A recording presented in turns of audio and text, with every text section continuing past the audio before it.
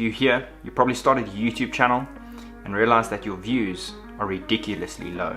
So I'm going to explain to you why YouTube in South Africa is extremely difficult.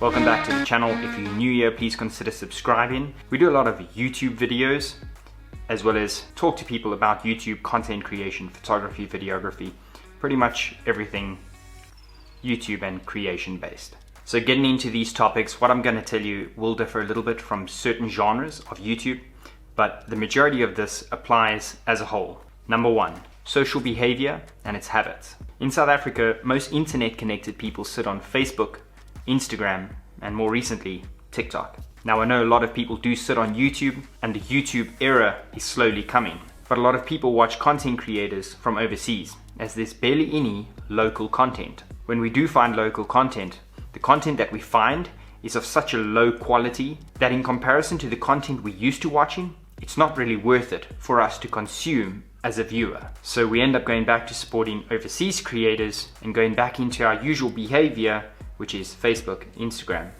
and TikTok. Number two, brand selfishness. Now, if you're a brand out there, this may hit you a little bit hard, and you've probably done something very similar to this.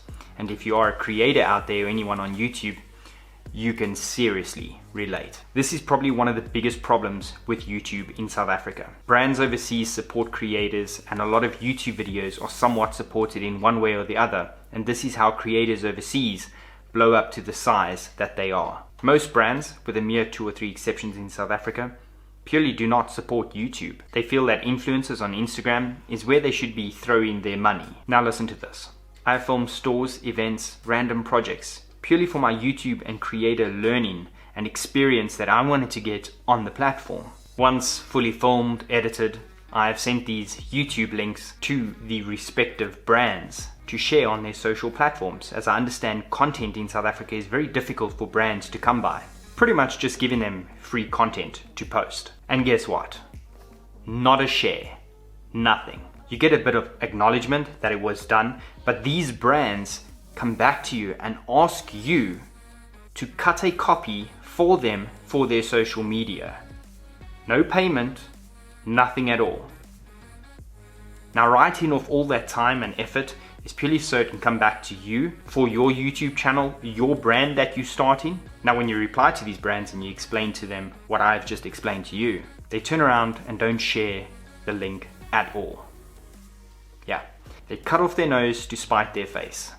A brand in South Africa will rather not share high quality YouTube content purely because it's yours and it's not theirs, because they haven't grasped the fact of what YouTube and the power of YouTube is. Our content is filmed with ridiculous camera gear because it's our profession. It's color graded, it's edited, it's licensed music. Everything that would fundamentally be there from a paid project is into our standard YouTube vlogs that I'm sure a lot of you have seen. Now, for the brands, imagine if 20 of South Africa's top YouTubers came to your store or event or filmed a product of yours and put it out online for the world to see. Your brand would probably be trending on the first page of YouTube in South Africa within 24 to 48 hours. Number three, competition. Now, this does go hand in hand with point number one. YouTube is filled with content from all over the world, and putting out your content on a platform that's already so saturated is extremely intimidating. And a lot of the times there's work out there that is filmed of a much higher quality than yours. So it's very difficult for you to compete with what is there. And this makes it extremely hard for you as a brand or a channel try and grow in an overly saturated platform. But this is where being different is extremely important. About 2 years ago, Michelle and I started creating cinematic B-roll sneaker content, something that was never seen on YouTube before. You could not go to YouTube and find cool cinematic sneaker shots. Yes, you found reviews and the normal kind of YouTube sneaker reviews, but what we did was never seen before. So much so that a lot of sneaker content has started to copy our style and what we do with sneakers.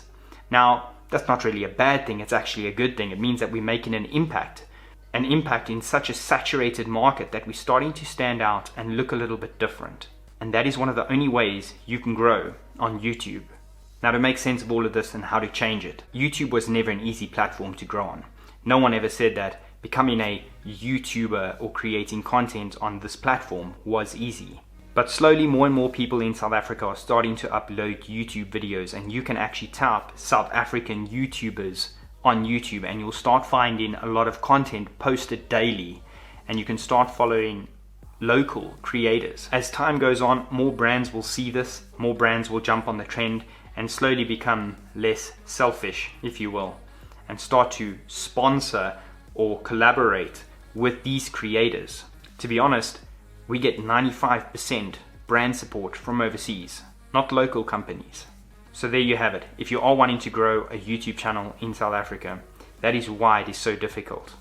We will be doing a few more videos of this, explaining to you how you can adapt and change and actually grow your channel, and what are the most important things for you to concentrate on. Thank you for watching. If you enjoyed this video, smash that like button. It helps us a ton, and it's free to like, and it's free to subscribe. Wherever you are in the world, have a good day, good evening, good night. Goodbye.